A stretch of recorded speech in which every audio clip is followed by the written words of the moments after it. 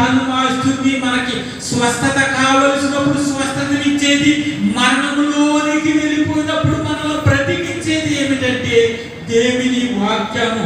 కాబట్టి ఈరోజు మనం 2 మాటలు ధ్యానిస్తా ఉన్నాం. బ్రతికించేది మొదటిగా వాక్యము. నిజమే, వాక్యం మనం విన్నప్పుడు, వాక్యము మనం ధ్యానించినప్పుడు ఏం కలుగుతుంది? స్వస్థత కలుగుతుంది మనకి. డాక్టర్ పాల్ యాంగ్చో గారు తెలుసా, ఉత్తర కొరియా. ఆయన మరి చరిత్ర నేను చదివాను. ఆయనకి క్యాన్సర్. డాక్టర్ అన్నారంట, నువ్వు 6 నెలలు చనిపోతావు, ఇంకా నీకు లైఫ్ లేదు అన్నాడంట. కానీ మరి ఆ సమయంలో ఒక చిన్న పాప ఆ యొక్క మరి పాల్ యాంగ్చో గారి గురించి తెలుసుకొని మరి మత్తయి సువార్త నుంచి ప్రకటన వరకు రాయబడినటువంటి కొత్త నిబంధన పట్టుకెళ్ళి ఆ యొక్క పాల్ యాంగ్చోకి ఇది చదవండి, దేవుడు మిమ్మల్ని స్వస్థపరుస్తారని ఒక క్రైస్తవ చిన్న పిల్ల ఇచ్చిందంట. అయితే అది ఏం చేశాడు ఆయన? ఇలాగ మూలకి విసిరేశాడు ఆ పుస్తకాన్ని, ఇలాగ పరిశుద్ధ గ్రంథాన్ని. అయితే అతను రోజులు గడిచిపోతా వల్ల క్యాలెండర్ తిరగేస్తా ఉన్నాడు. నెల, 2 నెలలు, 3 నెలలు అయిపోతా ఉంది. అప్పుడు గుర్తుకు వచ్చిన ఆయనకి ఆ చిన్న పాప పట్టుకొచ్చింది కదా పుస్తకం ఏంటో, మరి ఇసిరేషని నా పాపలు ఏంటని చదవటం ప్రారంభించాడు. హల్లెలూయా. ఆ యొక్క పాల్ యాంగ్చో గారి యొక్క చరిత్ర మీకు చదివితే ఒళ్ళు మరి లేకుండా మరి యొక్క రాముల్ని అంత పవర్ఫుల్ గా ఉంటాయి ఆ వర్డ్స్. హల్లెలూయా. అయితే అతను చదువుతూ ఉన్నాడు ఆ పుస్తకం ఏమిటని, ఆ బైబిల్లో ఉన్నటువంటి వాక్యములు ఈ మత్తయి, మార్కు, లూకా, యోహానులో మనం చూస్తే ఆ సువార్తలన్నిటిలో మనకి ఏముంటది? క్రీస్తుని గురించినటువంటి స్వస్థతలు, ఆయన చేసిన అద్భుతాలు, ఆయన చేసిన ఆశ్చర్య కార్యాలు ఉంటాయి. అయితే ఆయన స్వస్థతల గురించి చదువుతూ ఉన్నప్పుడు ఏమైందంటే ఆయనలో ఆటోమేటిక్ గా స్వస్థత కలుగుతుంది. మరి మనం చదువుతూ ఉన్నాం, నీ వాక్యమే నన్ను బ్రతికించింది. కాబట్టి ఆయన స్వస్థత కలిగిపోతుంది. ఆయన క్యాలెండర్ వంక చూస్తా ఉన్నాడు. 6 నెలలు కాదు, సంవత్సరం అయిపోయింది, ఆయన ఇంకా బ్రతికే ఉన్నాడు. ఇప్పుడు మరి ఆయన వాక్యమును చదివి మరి ప్రభువును అంగీకరించి మోకరించి, ప్రభువా నువ్వు నిజ సత్యదేవుడు అయితే నన్ను ఇప్పుడే పూర్తిగా ముట్టి స్వస్థపరిచి నీ సేవలు వాడుకో ప్రభా అని అన్నాడు ఆయన.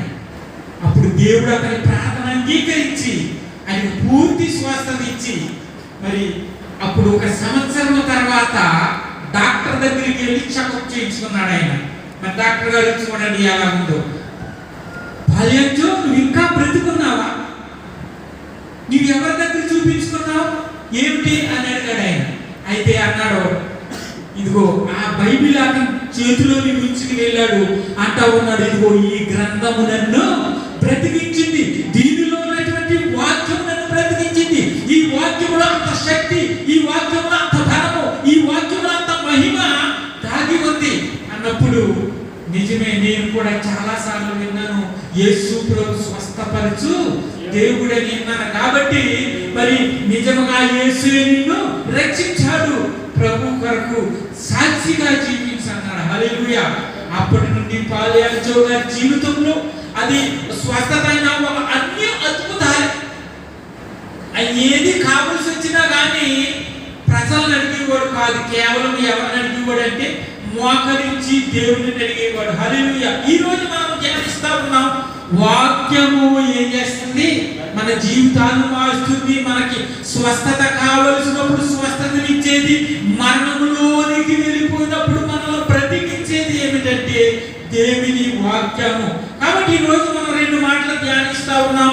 బ్రతికించేది మొదటిగా వాక్యము. 5వ వచనం చదవండి. 5వ వచనం, మీరు నా కట్టడలను ఆచరించవలెను, వాటిని గైకొనువాడు. అది చూసారా, వాటి వలన బ్రతుకు. ఎవరైతే మరి మొదటి మనం చూసాం, వాక్యము మనం బ్రతికిస్తుంది. ఇక్కడ దేవుని వాక్యాన్ని ఎవరైతే గైకుంటారో, ఎవరైతే ఆ కట్టడలను ఆచరిస్తారో వారు ఏం చేస్తారు? బ్రతుకుతాడు. అందుకు అక్కడ ఏమని ఉంటుందంటే, ఇంకా మరి నరుడు దేని వలన బ్రతుకుతాడు? దేవుని వాక్యం వలన. అందుగురించే శాతాను వచ్చి ఒకసారి ఏమన్నారంటే, మరి నీవు దేవుని కుమారుడు అయితే ఏం చేయమన్నది, ఈ రాళ్ళు రొట్టెలు చేయన్నారు. కానీ యేసు ప్రభు ఇచ్చినటువంటి సమాధానం ఏంటంటే, మనుష్యుడు రొట్టె వలన మాత్రము కాదు కానీ దేవుని నోట నుండి వచ్చు ప్రతి మాట వలన. కాబట్టి దేవుని నోట నుండి వచ్చేటువంటి వాక్యము కొరకు ఎవరైతే కనిపెడతారో, ఎవరైతే ఆ వాక్యం మీద ఆశ పెట్టుకుంటారో, ఎవరైతే ఆ వాక్యాన్ని నమ్ముతారో, ఆ వాక్యం ఏం చేస్తుంది, బ్రతికిస్తా ఉంది. కీర్తనలు 119:17 వచనంలో చూస్తే అక్కడ అంటా ఉన్నాడు, నీ సేవకుడైన నేను బ్రతుకున్నట్లు నా ఎడల నీ దయారసము చూపుము. హల్లెలూయా.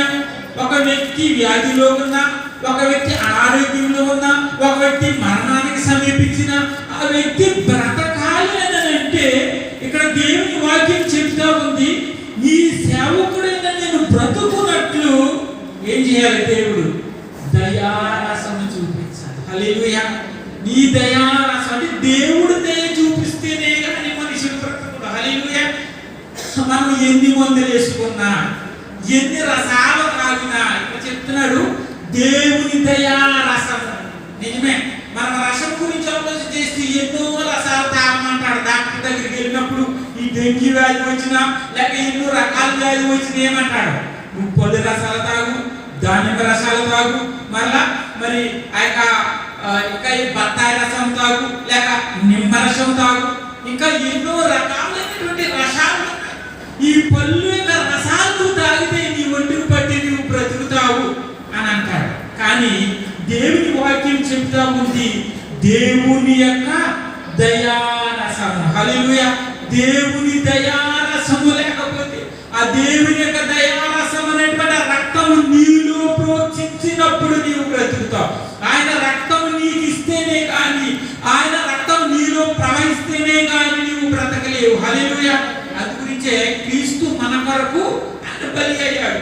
ఆయన యొక్క రక్తము మనలో ఏం చేస్తుంది, ప్రవహిస్తా ఉంది. ఎలాగనంటే, మనము ఎప్పుడైతే రొట్టు ద్రాక్షారసము లేక ప్రభు వలన తీసుకుంటూ ఉన్నామో, ఆ యొక్క దేవుని యొక్క రక్తము లేక క్రీస్తు మన కొరకు చింతించిన ఆ రక్తము మనలో ప్రవేశిస్తా ఉంది. కాబట్టి ప్రతి క్రైస్తవుడు కూడా ఈ ప్రభు వాళ్ళలో మనము పాల్గొనటం మానకూడదు. హల్లెలూయా. ఎందుకంటే ఆయన యొక్క రక్తము మనలో బ్రతికిస్తా ఉంది. నా ఎడల నీ దయారసము చూపు. కాబట్టి దేవుని యొక్క దయ వలన మరి చాలా మంది కరోనా టైంలో లేక అనేకమైనటువంటి వ్యాధులు వచ్చినప్పుడు మరణిస్తున్నారు. కానీ దేవుని దయ వాళ్ళ మీద ఉంది. దేవుని దయారసం ఎవరు చూపుతున్నాడు, వాళ్ళు బ్రతుకుతూ ఉన్నారు. మరి నిన్న ఈ రోజు కూడా చెప్తా ఉన్నాను టీవీలో, మరలా కొత్త వ్యాధులు ప్రారంభిస్తా ఉన్నాయి. చైనాలో మరి వేడుకలు చేసుకుంటారని, క్రిస్మస్ లేక జనవరి వేడుకలు చేసుకుని గుప్పులుగా కూలిపోతారని ఏం చేస్తా ఉన్నారంటే, ఏదో వ్యాధిని రిలీజ్ చేస్తా ఉన్నారు, బయటికి రిలీజ్ చేస్తా ఉన్నారు. కానీ మనం తెలుసుకోవాల్సింది ఏంటంటే, ఏది ఏమైనా కానీ దేవుని యొక్క దయ మన మీద లేకపోతే మనం బ్రతికి బట్ట కట్టలేము. హల్లెలూయా. గురించి అంటున్నాడు సామెతలు 4:4 అంటున్నాడు, నా ఆజ్ఞలను గైకొని ఎడల నీవు బ్రతుకుదువు. కాబట్టి ఒక నరుడు లేక ఒక క్రైస్తవుడు జీవించాలంటే దేవుని ఆజ్ఞలను గైకొనాలి. దేవుని ఆజ్ఞలను మనము గైకొన్నప్పుడు ఈ లోకంలోనూ జీవిస్తాం. అంతేకాదు ఆయనతో పరలోకంలో నిత్య జీవంలోనికి వెళ్ళటానికి మన యొక్క బ్రతుకులను సజీవముగా నిలబెట్టేది ఏంటంటే ఆయన ఒక మరి ఇంతకుముందు దైవజనులు చక్కటి మాట ఒకటి చెప్పారు. ఏంటది? అక్కడ కీర్తనలో మనం చదివాము, నీ ఉపదేశం అనుసరించి నడుచుకున్నాను, ఇదే నాకు వరముగా దయచేయబడింది. కాబట్టి ఆజ్ఞలను అనుసరించి ఉపదేశములను అనుసరించి నడవాలనంటే ఏమని చెప్పారు? అది దేవుని వరం అన్నమాట. హల్లెలూయా. మనం చాలాసార్లు అని అనుకుంటాం, మరి ఈ వాక్య ప్రకారం నేను జీవించాలి, ఈ కంటి చూపులో లేక నడకలో ప్రవర్తనలో మాటలో చాలా జాగ్రత్తగా తప్పిపోకూడదు అని అనుకుంటాం. కానీ ఏమవుతుంది? మాటలో తప్పిపోతుంటాం, చూపులో తప్పిపోతూ ఉంటాం, ప్రవర్తనలో తప్పిపోతూ ఉంటాం. కానీ అంటా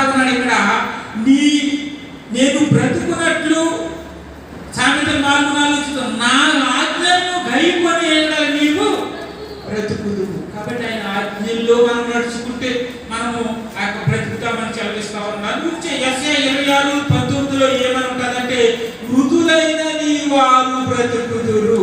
అంటే మరి అసలు మృతులైన వాళ్ళు బతుకుతారా అనేది ఒక ప్రశ్న వేసుకున్నాడు. కానీ మృతులైన నీ వారు అంటే యేసుక్రీస్తు రక్తంలో కడగబడి నమ్మి బాప్తిసం పొంది ఆయన ఆజ్ఞల ప్రకారం నడుచుకుంటూ ఆయన ఆజ్ఞల్లో జీవిస్తుంటారో వాళ్ళు ఏమవుతారు?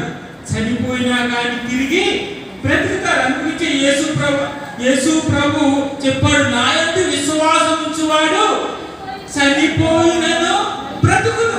యోహాను సువార్త 11 మరి 25 వచనంలో మాట ఉంటుంది, నా యందు విశ్వాసం ఉంచువాడు చనిపోయినా బ్రతుకును. అంటే మరి ఈ శారీరకంగా చనిపోతే, ఏ రోగం వచ్చి చనిపోతే, ఏ విష్ణు దాగా చనిపోతే, ఏ ఆత్మ తెచ్చుకుని చనిపోతే బ్రతికితాడని దాని అర్థం కాదు. ఒక వ్యక్తి మరి ఈ లోకంలో తన యొక్క జీవితం ముగించిన తర్వాత మరలా ఈ యొక్క ఆత్మకు చావంటూ లేదు. శరీరాన్ని బట్టి మునుపటి వల్లే మన్ను అయిపోతుంది. కానీ మనం బ్రతకాలనంటే మరి పరలోకంలో చేరాలనంటే ఏం చేయాలి? ఆ వాక్య ప్రకారం మనము జీవించాలి. అది గురించి నా యందు విశ్వాసం ఉంచువాడు చనిపోయినను బ్రతుకును అని సెలవిస్తా ఉంది. అందు గురించి మనం చూసినట్లయితే యెహెజ్కేలు 18:23 వచనంలో మనం చూస్తే అన్నారు, వారు తమ ప్రవర్తనను దిద్దుకొని బ్రతుకుటయే నాకు సంతోషం. కాబట్టి దేవుడు సంతోషించేది ఏంటంటే మనము మరి ప్రవర్తనను దిద్దుకొని మన యొక్క తప్పులు దిద్దుకొని ఆ యొక్క మారు మనసు పొంది ప్రభు కొరకు మనము జీవించడం వలన ఏమవుతుందంటే దేవుడు సంతోషిస్తున్నాడు. అందుకు చదువుతున్నాం, వారు తమ ప్రవర్తనను దిద్దుకొని బ్రతకటమే సంతోషం. మరి ఈ రోజుల్లో మరి మనం వాక్యాన్ని వింటా ఉన్నాం. ఎంతమంది ప్రవర్తనను దిద్దుకుంటా ఉన్నాం? ప్రవర్తన దిద్దుకోగాని పౌరుడు దిద్దుకుంటాం. ముఖంలో చూసుకుని ముఖం బాగుందో లేదు, అవునా కదా? ముఖం బాగుందో లేదు, లేకపోతే ఏమన్నా మచ్చందో, లేకపోతే ఏమన్నా చెరిగిపోయిందో, ఇవన్నీ దిద్దుకుంటాం. కానీ ఏం దిద్దుకోం? మనం ప్రవర్తన దిద్దుకోం. అందు గురించే మాషలామన్ గారు ఏమని పాడారు? నన్ను దిద్దుము చిన్న ప్రాయము సన్నుతించుము నాయనా. అద్భుతమైనటువంటి పాట. ఆ పాటలో అర్థమంతా చూస్తే నిజంగా మన జీవితం మారిపోవాలి. కానీ ఇక్కడ మనము మన ముఖం రూపము లేక మన ఈ యొక్క దుస్తులు మరి అంత నీట్గా ఉన్నంత రీతిలో మన ప్రవర్తన నడవడి ఉండాలని ప్రభువు కోరుతూ ఉన్నాడు. హల్లెలూయా. మరి ఇక్కడ చూస్తే మనం దేని వలన బ్రతుకుతాము? వాక్యం వలన బ్రతుకుతాము. దేవుని యొక్క మరి ఆజ్ఞలు గైకొనడం వలన బ్రతుకుతాము. ఇక్కడ అంటా ఉన్నాడు, ప్రవర్తనను దిద్దుకొనడం వలన మనము బ్రతుకుతాము. ఇంకా దేని వలన మనం బ్రతుకుతాము అనేది చూస్తే యెహెజ్కేలు 18:23 అంటున్నారు, వారు తమ ప్రవర్తనను దిద్దుకున్నదే నాకు సంతోషము. 18:32 యెహెజ్కేలు 18:32 మీరు మనస్సు త్రిప్పుకొనుడి అప్పుడు మీరు బ్రతుకుదురు. చూసారా? ఏం తిప్పుకోవాలి? ప్రవర్తన తిప్పుకోవాలి, మనస్సు త్రిప్పుకోవాలి. అంటే మారు మనస్సు కావాలి మనకు. అంటే మన మనస్సు అందుగురించి మనం చాలాసార్లు వింటాం, పెద్దవాడికి ఒక పని చెప్పాడు, చిన్నవాడికి ఒక పని చెప్పాడు. వెళ్ళి పని చేయని ఆయన తోటలో ఆ ద్రాక్ష తోటలో పని చేయని పెద్ద కుమారుడికి చెప్తే పెద్ద కుమారుడు ఏమన్నాడు? సరే నేను వెళ్తానన్నాడు. కానీ పోలేదు. కానీ చిన్న కుమారుడు ఏమన్నాడు? సరే డాడీ నాకు ద్రాక్ష తోటలో మరి నేను పని మరి ఎల్లనిన్న నాకు చాలా పనులు ఉన్నాయన్నాడు. కానీ తర్వాత చిన్న కుమారుడు అనుకున్నాడు, అయ్యో మా డాడీ చెప్పాడు కాబట్టి నేను ఖచ్చితంగా చేయాలని తండ్రికి భయపడి వెంటనే తండ్రి చెప్పిన పని చేశాడు. కాబట్టి మరి వారిలో ఎవరు గొప్పవాడుగా నిర్ణయించబడ్డాడు? చిన్న కుమారుడు.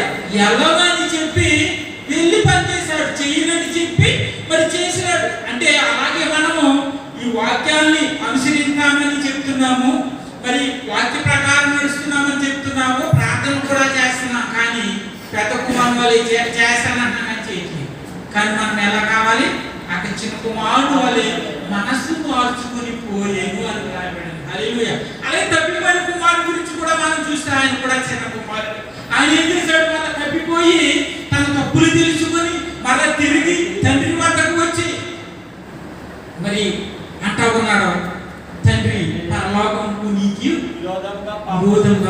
చేశాను, నన్ను క్షమించు, నీ దాసుల్లో ఒకరిగా నన్ను చేర్చుకో అన్నప్పుడు ఆ తప్పిపోయి తిరిగి వచ్చిన కుమారుని విషయంలో ఎంతో సంతోషించి మరి అందరితో ఆనందించాడు. హల్లెలూయా. కాబట్టి ప్రభువు కూడా మనము మరి ఏ విషయంలో తప్పిపోయామో, ఏ విషయంలో దేవునికి దూరంగా అయిపోయామో, ఏ విషయంలో దేవునికి ఇష్టం కాని పనులు చేస్తున్నామో వాటన్నిటిని విడిచి ప్రభు వద్దకు వచ్చినప్పుడు ప్రభు మనం సంతోషిస్తాడు. అంతేకాదు మనము సజీవులుగా దేవుని యొక్క రాజ్యంలో మనము మరి ఉంటాం. హల్లెలూయా. అంటే మరి ఇంకా దేని వల్ల మనము బ్రతుకుతూ ఉన్నాము అని చేపిస్తా ఉన్నాడే. యెహెజ్కేలు 33 అధ్యాయము 11 వచనం. 33:11 దుర్మార్గుడు తన దుర్మార్గత నుండి మరలి బ్రతుకును. హల్లెలూయా. దుర్మార్గుడు ఏం చేయాలన్నమాట? తన దుర్మార్గత నుండి. మరి ఈ రోజుల్లో మనం చూస్తే చాలా దుర్మార్గంగా మాట్లాడేవారు, దురుషిగా మాట్లాడేటువంటి వాటిని మనం చాలా చూస్తా ఉన్నాం. మరి డబ్బు ఉన్నదనేటువంటి కారణం, లేక ధనం ఉన్నదనేటువంటి కారణం, పేరున్నదనేటువంటి కారణం, ఇలాగా చాలా మందిని మనం చూస్తుంటాము. కొన్నిసార్లు మరి చాలా మంది ఎదురు పడుతుంటారు మన జీవితంలో. ఎలాగా? దుర్మార్గ పనులు చేస్తూ ఉంటారు, దుర్మార్గంగా మాట్లాడుతూ ఉంటారు, వాళ్ళకి ప్రవర్తన అంతా దుర్మార్గం. మరి కొన్నిసార్లు నేను వార్తలు, టీవీ నైన్లు వార్తలు చూస్తున్నప్పుడు చాలా భయంకరంగా మరి వాళ్ళు ఏం చేస్తారంటే స్పీడ్గా వెళ్ళి ఇంకా ఊడ్చినట్టు ఊడ్చుకుంటే వెళ్ళిపోతారు కారుతోటి. స్పీడ్ అంత మహా స్పీడ్ అన్నమాట. ఎందుకు అని అక్కడ టీవీ నైన్లో చెప్తూ ఉంటుంటాడంటే వాళ్ళు ఏదో సరదాగా అంటారు. సరదా అంటే ఒక దుర్మార్గం అలా ఉంది, అది సరదాగా ఉందా చూసారా?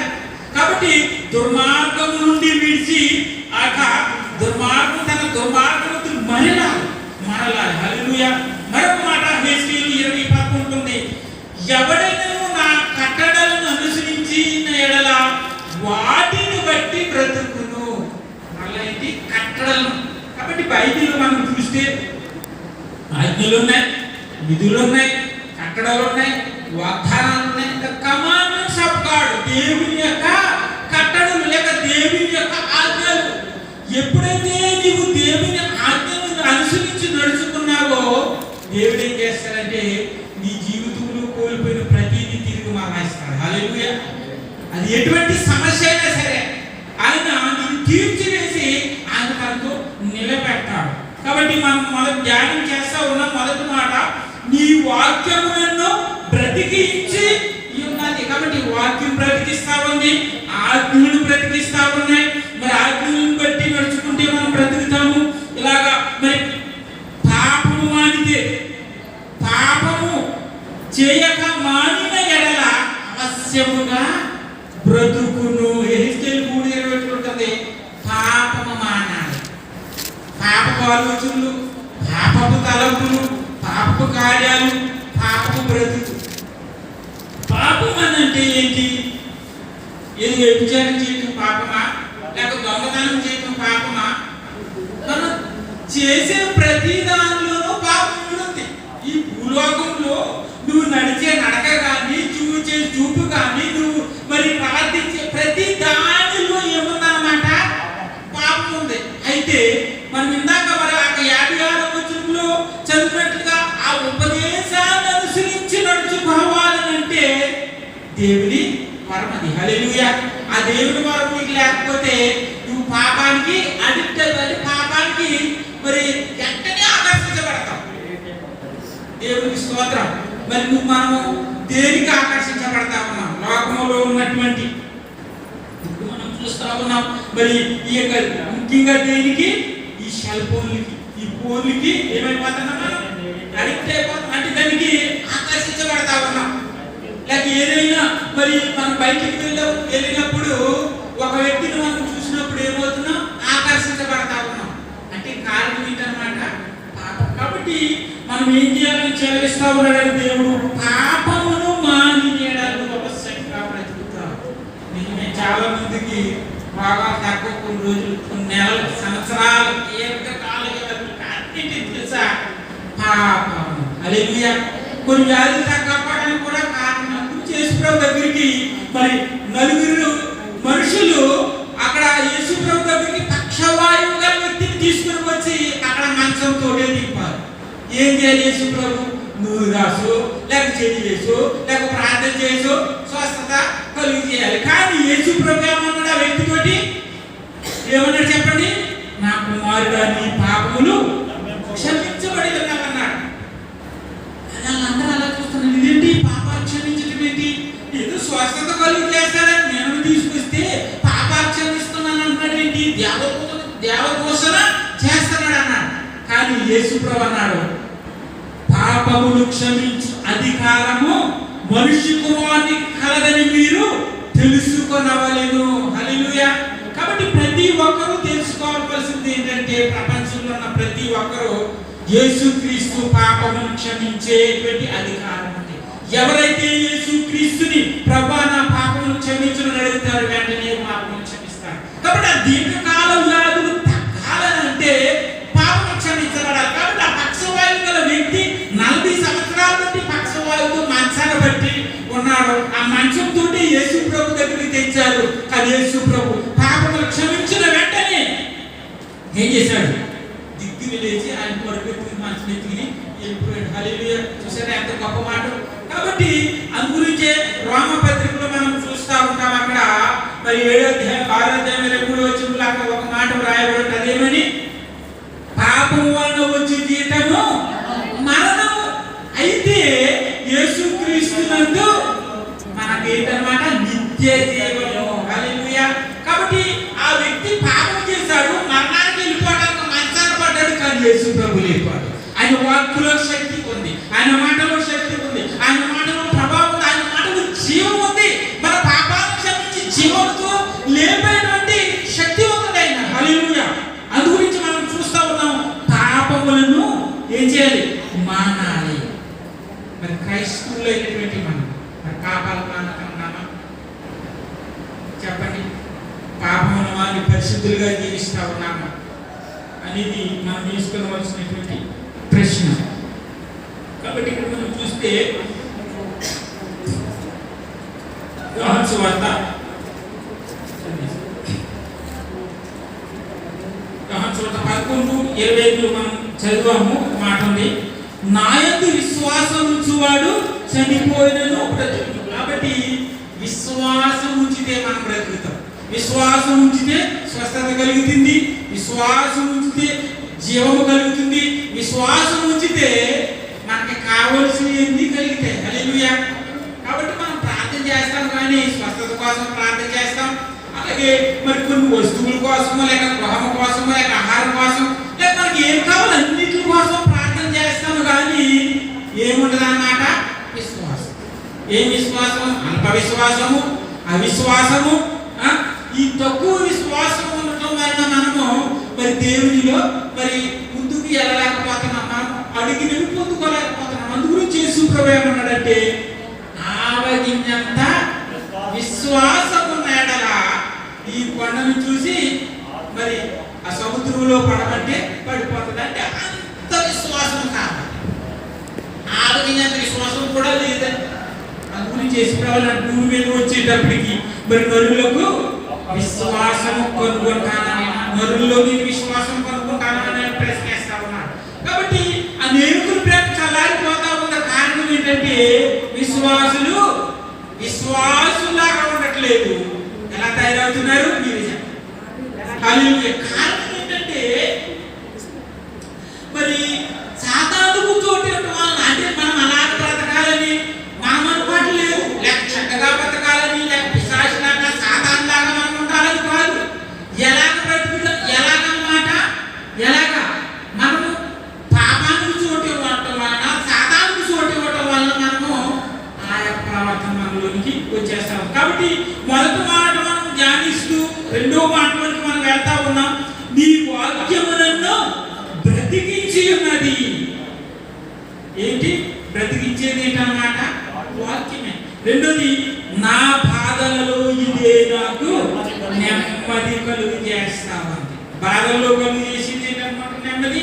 దేవుని వాక్యం. కాబట్టి బాధలు, ఎన్ని బాధలు అంటే పుట్టినప్పటి నుంచి చనిపోయే వరకు నరుడికి బాధలే బాధలు. అవన్నీ ఒకసారి రివ్యూ చేసుకుంటే, ఒకసారి ఆలోచన చేస్తే పిల్లలప్పుడు ఎన్నో బాధలు. ఆ పిల్లల్ని మనం చూడాలి, వాళ్ళు ఎక్కడికి వెళ్ళిపోతారు, ఎక్కడ పడిపోతారు, అన్ని బాధలే. తర్వాత ఎవరిని కాలం తర్వాత ఎలా తగ్గిపోతారో, లేకపోతే వాళ్ళకి మీ శారీరకంగా వాళ్ళకి వివాహాలు చేయాలి, ఇవన్నీ శారీరకమైనటువంటి. తర్వాత మరణమైన తర్వాత వాళ్ళ గురించి మనము దుఃఖాలు, ఇవన్నీ మనుషుల యొక్క జీవితంలో మనం ఎన్నిటి గురించి రివ్యూ చేసుకుంటూ ఆలోచన చేస్తే మనిషికి మనశాంతి లేనటువంటి విషయాలు మనం నరుని జీవితంలో ఉంటాయి.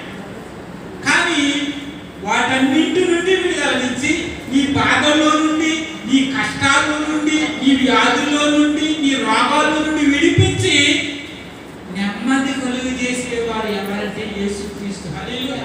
ఆయన వాక్యము నువ్వు విన్నప్పుడు, ఆ వాక్యం నీ చెవుల్లో పడినప్పుడు, ఆ వాక్యం నీ హృదయంలో దూరినప్పుడు, ఆ వాక్యం నువ్వు అంగీకరించినప్పుడు ఏమవుతుందంటే నీకు నెమ్మది, శాంతి, సమాధానం కలుగుతుంది. అందు గురించి ఈ వాక్యము మనకి బోధించబడతా ఉంది. కాబట్టి ఎవరైతే శాంతి సమాధానం లేదో వారికి శాంతి సమాధానం ఇవ్వడానికి మరి ప్రభు ఇచ్చినటువంటి పరిశుద్ధమైన వాక్యం, అమూల్యమైన వాక్యము, మరి ఈ ఖడ్గము లాంటిది, మరి ఈ శక్తి కలిగినటువంటి వాక్యం ఇది.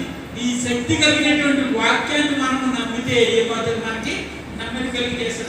కాబట్టి అక్కడ అన్నాడు, మనం మొదటి మాట చెప్తూ మరి రెండో మాటలకు వెళ్తున్నాం. నీ వాక్యము నన్ను బ్రతికించి ఉన్నది, నా బాధలలో ఇదే నాకు నెమ్మది కలిగించున్నది. కాబట్టి నెమ్మది కలిగించేవి ఏమేమి ఉన్నాయో కూడా కొన్ని మాటలు చెప్పి నేను ముగించడానికి ఇష్టపడతా ఉన్నాను. కాబట్టి మనకు నెమ్మది కలుగు చేసేది. పూర్వంలో ఒక వ్యక్తి పుట్టాడు, ఎవరంటే నోవాహు. ఆ నోవాహు పుట్టినప్పుడు అనుకున్నారు, ఈ ప్రపంచమంతా చాలా దౌర్భాగ్యంతో వాళ్ళ ఇష్టానుసారంగా జీవిస్తున్నారు, కోట్లాటలో జీవిస్తా ఉన్నారు. ఈ వ్యక్తి పుట్టాడు, ఇతరులో ఒక కళ ఉంది, ఇతరులు ఒక మంచితనం కల్పిస్తుంది, ఇతరులు ఒక వెలుగు కల్పిస్తుంది. ఇతని యొక్క నవ్వు, అతని యొక్క మరి పుట్టిక ఎన్ని చూస్తే దేశాన్ని ఉద్ధరించేవాడుగా, ప్రపంచాన్ని ఉద్ధరించేవాడుగా, ప్రపంచాన్ని రక్షించేవాడుగా, ప్రపంచంలో నెమ్మది కలిగి చేసేవాడుగా అనిపిస్తున్నాడు అని ఆయనకి ఏమని పేరు పెట్టారో చెప్పండి. ఏమని పేరు పెట్టారు? ఆదికాండం చూద్దాం. ఏమని పేరు పెట్టారు? ఆదికాండం 5వ అధ్యాయము 29వ వచనం చదువుతాం.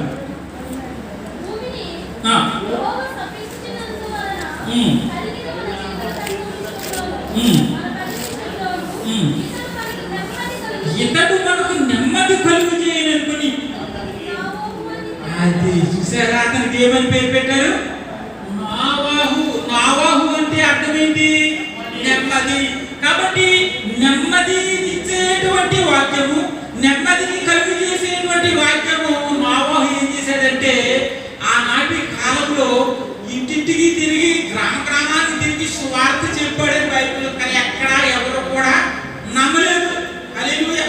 కానీ ఎవరైతే నమ్మలేదో వారందరూ కూడా ఎక్కడ ఉంచబడ్డారో 40 రోజులు వర్షములో, ఆ 40 రోజులు పగలు రాత్రులు వర్షం కుట్టడం వల్ల భూమంతా కూడా, మరి చెట్లు వరకు కూడా నదులందరూ మునిగిపోయారు. కానీ అప్పుడు దానిలో వాక్యం వినలేని వారందరూ కూడా నశించిపోయారు. కాబట్టి ప్రభు త్వరలో వస్తా ఉన్నారు, వాక్యం చెప్తా ఉంది. ఎవరైతే వాక్యాన్ని విని నమ్మి బాప్తిసం పొంది ఆయన రాకడ కొరకు కనిపెట్టారో వారు మరి రాబోతున్నటువంటి మరి నోవాహు కాలంలో అయితే జల ప్రళయం వచ్చింది, కానీ ఇప్పుడు రాబోయేది ఏంటన్నమాట? అగ్ని ప్రళయం. ఏమొస్తుంది? బైబిల్లో రాయబడింది, నోవాహు ఏ వాక్యము వలన భద్రపరచబడిందని? జల ప్రళయం వలన. కానీ దేవుని యొక్క రాకడ అగ్ని ప్రవాహముతో లేక అగ్నితో భద్రపరచబడింది. కాబట్టి దేవుడు వచ్చే సమయానికి ముందు ఈ ప్రపంచమంతా కూడా ఏమవుతుంది? అగ్నితో రగిలిపోవును, అగ్నితో కాలిపోవును. ఈ అగ్నితో ఈ ప్రపంచమంతా నాశనం అయిపోతుంది. హల్లెలూయా. అంటే మరి ఆ జల ప్రళయం, ఆ భూ ప్రపంచం ఎలా నాశనం అయిపోతుందో యేసు ప్రభు మరి ఆయన వచ్చే సమయానికి ఏమవుతుంది? ప్రపంచం అగ్నితో కాల్చబడతాది. దానికి ఉదాహరణ చెప్తాను. చూడండి, చాలా మంది దేశ రాజులు మరి నా దేశం మీద ఒక యుద్ధానికి వస్తారేమో, వస్తే వాళ్ళు ఎదుర్కోవడానికి ఏం తయారు చేస్తున్నారు? క్షిపణులు, అణుబాంబులు, ఇలాంటివన్నీ అవన్నీ ఏంటన్నమాట? అగ్నినిచ్చి ఆ అగ్నితో ప్రపంచాన్ని మాడి మసి చేసేటట్లు చేసేస్తాయి. హల్లెలూయా. కాబట్టి అటువంటి అగ్ని ఏం చేస్తున్నారు? బాంబు రూపంలో అగ్నిని వాళ్ళు నింపుకుంటున్నారు, ర్యాకెట్లలో నింపుకుంటున్నారు, ఇలాగ క్షిపణుల్లో నింపుకుంటున్నారు. ఇలాంటి వాటిలో నింపుకొని దేశాల మీదకి మనం చూస్తా ఉన్నాం, ప్రయోగిస్తా ఉన్నారు. ఇప్పటికీ మనం చూస్తా ఉన్నాం ఇజ్రాయెల్ హమాస్ మధ్య భయంకరమైనటువంటి యుద్ధం జరుగుతూ ఉంది. అయితే ఆ యుద్ధాల్లో మరి వాళ్ళు వేసినటువంటి ర్యాకెట్లు, వాళ్ళు విడిచిపెట్టినటువంటి మరి ఆ చిన్న బాంబులైనా కానీ ఏమయ్యాయి? మనుషుల్ని చంపేస్తా ఉన్నాయి. అంతేకాదు ఇళ్ళను కాల్ చేస్తా ఉన్నాయి, ఆ యొక్క పచ్చగడ్డిని కూడా కాల్ చేస్తున్నాయి. ఇటువంటి భయంకరమైన అగ్ని. కానీ యేసు ప్రభు వచ్చేటప్పటికి ఈ ప్రపంచంలో ఉన్న అందరూ కూడా ఒకరు కొట్టుకుని మరి నేను గొప్ప అంటే నేను గొప్ప అని వాళ్ళన్ని ప్రయోగిస్తే మొత్తము ఒక ప్రక్క ఏమో మీరు తయారు చేసి, ఇంకొక ప్రక్క ఆకాశం నుండి నక్షత్రాలు రాళ్ళు, అది కూడా అగ్ని, అది కూడా రాలిపోతుంది. మనం భూమి కింద నుంచి కూడా వచ్చేస్తాం అగ్ని. ఏంటది? భూమి కింద ఏముందో చెప్పండి? పెట్రోల్ గ్యాస్ ఉంది. మనకి ఏముంది? Petrol gas. కాబట్టి ఇక గ్యాస్ అంతా ఏమవుతుంది? వాళ్ళు వేసేటువంటి బాంబులకి, వాళ్ళు వేసేటువంటి ర్యాకెట్కి భూమి బద్దలైపోయి భూమిలో ఉన్నటువంటి ఆ యొక్క మరి ద్రవ్యాలు లేక భూమిలో ఉన్నటువంటి ఆ యొక్క మరి వాయువులు, ఆ భూమిలో ఉన్నటువంటి గ్యాస్ లేక మరి యొక్క పెట్రోల్, ఇలాంటి వాయువులన్నీ కూడా అంటుకుపోయి భూ ప్రపంచం అంతా ఏమైపోతుంది? యేసు ప్రభు వచ్చేటప్పటికి మరి యొక్క రగిలిపోతుంది, అగ్నితో కాల్చబడతాదని వాక్యం ఉంది. హల్లెలూయా. అందురించి నా మాట ముందుకు వెళ్తాము. అలాంటి సమయంలో నోవాహుకు మరి పేరు పెట్టారు. నోవాహు అంటే అర్థము నెమ్మది, అంటే ఈయన దేశాన్ని లేక ప్రపంచాన్ని ఉద్ధరించేవాడు అన్నట్టుగా. నిజంగా ఆయన వచ్చినప్పుడు నెమ్మది కలిగిన వాక్యము మరి ప్రకటించాడు. వాక్యం నెమ్మదిస్తారు, నమ్ముకోనండి, వాక్యం వద్దకు రండి, ప్రభు వద్దకు రండి అని చెప్తే ఎవరు వినలేదు. ఆ కలుపుకి అక్కడ వ్రాయబడి ఉంటారు కొత్త నిబంధనలో, పేతురులోను. ఆయన ఆత్మస్వరూపిగా వెళ్ళాడు. కానీ ఆత్మస్వరూపిగా వెళ్ళాడు, కానీ ఆ వాక్యాన్ని ఎవరు మరి చెవిని పెట్టలేదు. కాబట్టి పూర్వం ఉన్నటువంటి జనులు నశించుకోరు, కానీ యనమండుగురు నోవాహు పగలు వాళ్ళ యొక్క మరి కుమారులు మరి కోడలు మరి యనమండుగురు రక్షణ పొందారు. అలాగే రక్షణ అనేవాడు మనకు వెళ్తాడు. ప్రభు యొక్క మరి రక్షణ అనేటువంటి వాడు మనకు వెళ్తాడు. ఆ యొక్క రక్షణ అనేటువంటి వాడలోనికి ఎవరైతే టికెట్ కొనుక్కి నమ్మి బాప్తిసం పొంది మరి టికెట్ కొని ప్రభు దగ్గరికి వెళ్తాడో వారు ఏమవుతారు? రక్షించబడతారు. హల్లెలూయా. నమ్మని వానికి శిక్ష విధించబడతారు. అందుకే మనం చూస్తా ఉన్నాం. ఇంకొక వ్యక్తిని చూస్తున్నావు, నోవాహు ఇంకొక వ్యక్తి ఉన్నాడు. ఆ వ్యక్తి దినములో దేవుడు ఏం చేశాడంటే చాలా నెమ్మది బతి చేశాడు. మన చుట్టూరు చూడండి, మన ఇల్లు ఉందనుకోండి, మన ఇల్లుంది, మన ఇంటి చుట్టూరు ఎలాంటి ఉన్నారు ఒకసారి ఆలోచించారు. కోళ్ళు ఉన్నాయా మీ ఇంటి పక్కలకి? కోడి వచ్చి మీ ఇంటి మీద నీళ్ళు అనుకో, నీళ్ళుకుంటుందా? అబ్బలు పడింది అనుకుంటాను. ఇంకా అక్కడి నుంచి చూడాలి, నెమ్మది ఉన్నది. ఇంకా ఎందుకు వచ్చింది? ఈ కోడిని మరి తరిమేయాలి, లేకపోతే అయితే కోడి అక్కడ కోడని పెంచుకుని వాళ్ళు ఏం చేసేవారు? వెంటనే కోసేసుకుని కొన్ని శుభ్రంగా. అది కోడులు కూడా బయటికి వెళ్ళినట్లేదండి. ఎన్నటి జాగ్రత్త అమ్మ, ఇలాగనే కోడిలు బయటకు వెళ్ళినట్లేదు. ఇది వరకు మరి కోడి 100 రూపాయలు ఉండేది, 4 కోడి పెట్ట. ఇప్పుడు ఎంత? 2000. ఇది వరకు మరి మా తోరింటికి వెళ్తే కోసి అన్నమాట. ఇప్పుడు వెళ్తే అల్లు చెప్పులేమో అని కాసేసుకుంటాడట్లేదు. చూసారా? ఎందుకు? 2000 కోడి అంత ఖరీదైపోయింది. మా ఇంటి వెనకాల ఒక అతను ఉన్నాడు, మేము ముందు ఇంటి వెనకాల. అతను కోడి పిల్లులు కోళ్ళన్నీ పెంచుతాడు. అంత ఆధార కూడా వేసేస్తారు. చూసారా? కారణం ఏంటి?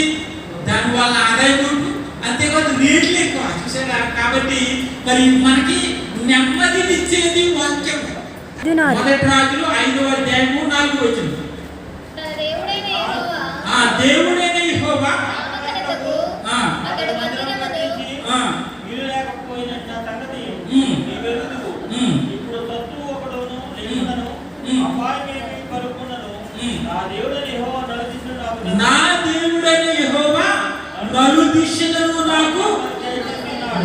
నెమ్మది దయచేసి ఉన్నాడు. హల్లెలూయా. చూసారా, ఆ రాజుకి ఆ యొక్క దేశంలో నలుదిశలు అంటే 4 పక్కల ఉన్న వారు మరి నిజమే మన గృహాలు చూస్తే 4 పక్కల ఉన్న వాళ్ళు మధ్యలో వాళ్ళకంటే రోజు పోట్లాడే, రోజు సమస్య.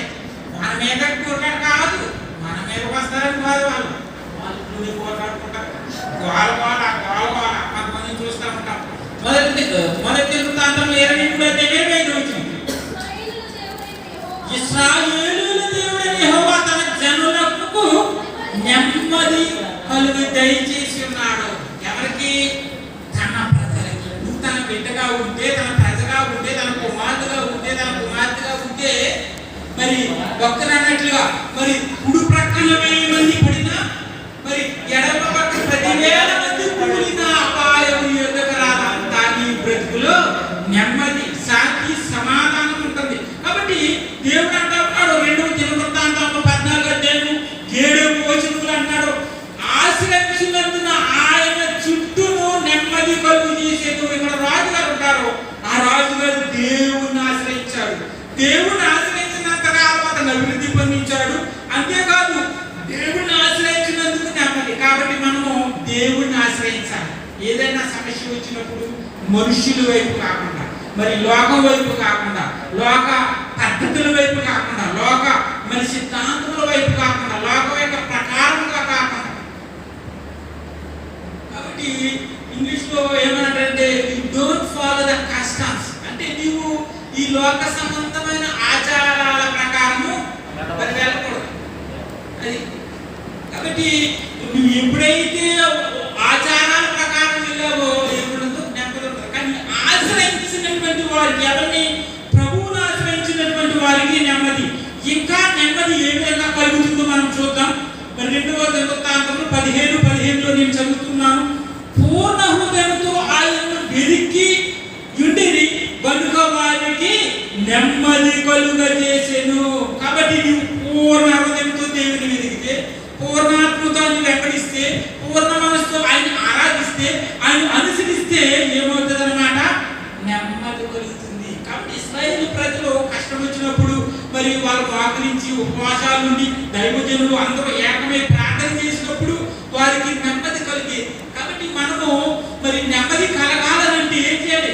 పూర్ణ మనస్సుతో ఆయన్ని వెతకాలి. మరి మనం ఏమి ఎదుగుతున్నాం? పడిపోయింది లేక ఏదైనా లేక మనకు దొరకలేదు, ఆ బీమల బట్టలన్నీ తీసేసి ఎక్కడంతో మళ్ళా చదువుకొచ్చలేని ఏం చేస్తాం?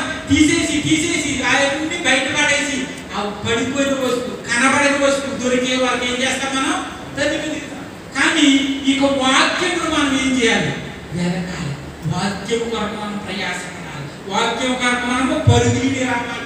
వాక్యము కొరకు అందరికంటే ఈ రోజు నేను ముందు రావాలి, 10 గంటల కంటే ముందు 10 నిమిషాల ముందు రావాలని కేవలం అనుకున్నారా? అనుకుంటే అందరికీ 10 గంటల కంటే ముందు ఇక్కడ ఉంటా అంటే వాక్యం మేడల మనకి ఏముండాలి? ఆసక్తి ఉండాలి. ఆ వాక్యం మేడల మరి ఆ యొక్క వెతకాల వాక్యం ప్రభావ నాతో మాట్లాడి ఈరోజు ఏం మాట్లాడుతున్నాం? మన వాక్యం చెప్తా ఉంటే పక్కన గుసగుసలో ఎలాగంటే అమ్మాయి ఇలా వెనక్కి తిరిగి మాట్లాడుకోవడం, పక్కన గుసగుసలు గుర్తుకొచ్చేస్తాయి. ఎందుకు వచ్చేస్తా? గుర్తుకి వాక్యం ఏడాలి నీకు శ్రద్ధ లేదు, వాక్యం ఏడాలి మనసు లేదు, వాక్యం ఏడాలి నువ్వు పూర్ణ హృదయం తిరగట్లేదు. కూడా సమయం ఉంటుంది, ఇంట్లో కాల్ చేసి పెట్టుకుని చక్కగా కూర్చుంటాను, ఇలా టీవీ అది పనులు చేసుకుంటాను. అప్పుడు మాట్లాడుకోవచ్చు కదా, అప్పుడు గుర్తుంటాను. ఇక్కడ సరిగ్గా సాధన ఏం చేస్తారు? ఇక్కడ పొద్దుల్లోకి సడన్ గా నీ ఆలోచన మనసుకానికి ఏం చేస్తారు? మీరు అలాంటి వాళ్ళు కలపండి. దేవుడికి మంచిదే, హల్లెలూయా. కాబట్టి ఇక్కడ అంటా ఉన్నాడు మరి కీర్తనలు 94 అధ్యాయము 19 కీర్తనలు 94 అధ్యాయం 19 నీ గొప్ప ఆదరణ నా ప్రాణముకు నెమ్మది కలుగు చేసేను. దేవుని యొక్క ఆదరణ నీకు ఇస్తే, దేవుని ఆదరణ, ఆశ్రయము, దయారక్షణ నీకు ఉంటే నీకేమవుతుందన్నమాట? నీ ప్రాణానికి నెమ్మది కలుగుతా ఉంది. నీ ప్రాణం నేనే సాయంత్రం పనులు చేసి చేసి నెమ్మది లేకుండా మరి సాయంత్రం వచ్చి శుభ్రంగా తిరిగి పడుకుంటారన్నట్లు ఏదో సమస్య, ఏదో రోగం, ఏదో బలహీనత, మళ్ళా మన శాస్త్రాన్ని పొద్దున్నే లేచాలి. ఇదంతా ప్రాణానికి నెమ్మది లేని జీవితం. కానీ ఎవరైతే వాక్యం మీద ఆశ పెట్టుకుంటారో, వాక్య ప్రకారం నడుస్తారో, ఆ దేవుని యొక్క నీ గొప్ప ఆదరణ నా ప్రాణములకు నెమ్మది కలుగు చేసి మన గురించి మనం చదువుతున్నాం. నా బాధలలో నీ వాక్యము నాకు నెమ్మది కలుగు చేసింది అంటారు. 119, 160 కీర్తనలో ఒక మాట ఉంటుంది, నీ ధర్మశాస్త్రమును ప్రేమించు వారికి ఎంతో నెమ్మది కలదు. హల్లెలూయా చెప్పండి, దేవునికి స్తోత్రం. హల్లెలూయా. 119, 160 కీర్తనలో నీ ధర్మశాస్త్రమును ప్రేమించు వారికి ఎంతో. ఎవరైతే ఈ యొక్క వాక్యాన్ని ప్రేమిస్తా ఉన్నారు, ఈ వాక్యాన్ని ధ్యానిస్తా ఉన్నారు, ఈ వాక్యాన్ని చదువుతున్నారు, ఉదయాన్నే లేచినప్పుడు లేక మరి సమయం తీసుకుని మధ్యాహ్నము సాయంత్రము లేక మనం సమయం తీసుకుని వాక్యాన్ని మనం ధ్యానం చేస్తా ఉన్నాము. ఏమిటన్నమాట, నీ ధర్మశాస్త్రమును ప్రేమించు వారికి ఎంతో నెమ్మది కలుగుతుంది. ఇలా చూడండి, ఇలా చూడండి. వాక్యాన్ని ప్రేమించడం అంటే ఈ వాక్యాన్ని లాగట్టుకోవడం కదా, లాగట్టుకోవడం కాదు. వాక్యాన్ని ప్రేమించడం అంటే అట్టుకోవడం అనుకుంటున్నారా? కాడే చెప్పుకోవటం, లేక లొంగే చెప్పుకోవటం, లేక కావుగిలించుకోవటం, ఇలాగ బైబిల్ అంటేసుకుని ఉంటారు. అది కాదు వాక్యాన్ని అట్టుకోవటం అంటే. ఇక్కడ అన్నాడు నీ ధర్మశాస్త్రాన్ని ప్రేమించడం అంటే, అది ప్రేమించడం అంటే చదవాలి, దాన్ని ధ్యానించాలి. ఆ వాక్యాన్ని ధ్యానిస్తే నెమ్మది. ఏనంటే ఒక మాట, ఎవరైతే రోజుకి 5 అధ్యాయాలు తక్కువ కాకుండా చదువుతాడో ఆ రోజంతా మీ బ్రతుకుల్లో నెమ్మది. హల్లెలూయా. దేవునికి స్తోత్రం చెల్లిద్దాం. చదువుతున్నారా 5 అధ్యాయాలు? 5 అధ్యాయాలు కనుక చదివితే దేవుడిని దీవించిందా. హల్లెలూయా. ఆ వ్యక్తి చదువుతున్నాడు కాబట్టి చదివిన ప్రతి వ్యక్తిని దేవుడు దీవించిందా. కాబట్టి 5 అధ్యాయాలు తక్కువ కాకుండా చదివితే ఆ రోజంతా నీకు సుఖమే, ఆ రోజంతా నీకు ఆశీర్వాదం, ఆ రోజంతా నీకు నెమ్మదితోనే ఆ రోజంతా గడుస్తుంది. లేదా కష్టాలు, కన్నీళ్ళు, శ్రమలు, సమస్యలు, బాధలు. అందుగురించి వాక్యముతో యేసు ప్రభు సమాధానం ఇచ్చి వాక్యంతో సాతానుని ఎదిరించాడు. మనుష్యుడు కేవలం మాత్రం కాదు, కానీ దేవుని మాటలు ప్రతి మాటలో జీవించును. సాతాను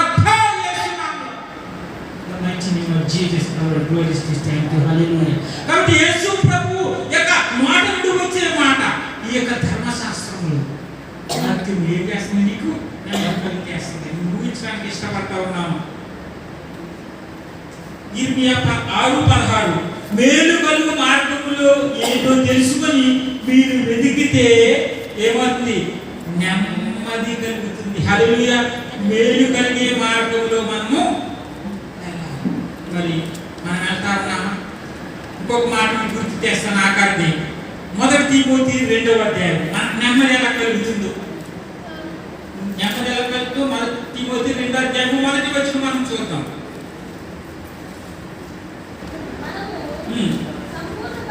మనము సంపూర్ణమైన భక్తి మాన్యతయు కలిగి నెమ్మదిగాను సుఖముగాను బ్రతుకు నిమిత్తము అన్నిటికంటే ముఖ్యంగా రాసే ఏంటంటే ఉత్తరం ఏంటంటే వాక్యం చెప్తా ఉన్నాడు. ముఖ్యమైనటువంటి వాక్యం ఏంటంటే ఏమంటాడు అక్కడ, మనుషులందరి కొరకు, రాజుల కొరకు, అధికారుల కొరకు విజ్ఞాపన ప్రార్థనలను కృతజ్ఞతాస్తుతులు చేయవలెనని హెచ్చరించాడు. కాబట్టి నెమ్మదిని కలుగు చేసేదన్నమాట వాక్యం ధ్యానించాలి. ఆఖరి మాట ఏంటి, అందరి కొరకు ప్రార్థన చేయాలి. ప్రార్థన చేస్తారా? తెల్లవారుజామున లేచి ఉంటాను. నేను ప్రతిరోజు ఒక మాట అంటుంటాను, ప్రపంచ మనుషులందరికీ శాంతి, రక్షణ, మారు మనసు, అందరినీ రక్షించు ప్రభు. రాజులందరికీ మారు మనసు, రాజులందరినీ రక్షించు, రాజులందరూ మంచి పరిపాలన, రాజులందరూ నీ వైపు మన తెల్లవారుజామున వీళ్ళందరి కొరకు ప్రతి దేశంలో నా నాయకుల కొరకు ప్రార్థన చేయాలి. కాబట్టి మరి మనమందరం చేసినటువంటి ప్రార్థన లేక ఇజ్రాయేలు చేసిన ప్రార్థన వలన కొంతమందిని ఏం చేశారు ఆమాశలు చెరలో నుండి మన శుక్రవారం ఏం చేశారంటే కొంతమందిని విడుదలిచ్చారు. మిగతా కొంతమంది త్వర దానిలో విడుదల అవుతుంది కాక. ఆమేన్. దేవునికి స్తోత్రం. కాబట్టి ఎవరైతే అందరి కొరకు ప్రార్థన చేస్తారో వాళ్ళందరూ ఏముంది నెమ్మదిగాను సుఖముగాను బ్రతుకుతామన్నమాట. నెమ్మదిగా సుఖ సంతోషాలతో నెమ్మదితో. అందుకే వేరే చోట విస్తారమైన ధనం కలిగి, విస్తారమైన పిల్లలు కలిగి, విస్తారమైన ఆస్తులు కలిగి నెమ్మది లేకుండా చచ్చిపోతే ఏంటి? దానికంటే పడిపోయిన పిండము గడ్డి అంటున్నాడు జ్ఞానేశ్వరుడు. కాబట్టి ఈ లోకంలో రాకముందే పడిపోతా ఉంది ఆ పిండం. కాబట్టి మనము అలా కాదు, ప్రభు నమ్ముకున్నాం అంటా ఉన్నాడు. కీర్తన 119:50 వచ్చినప్పుడు మనం ముగిస్తున్నాము.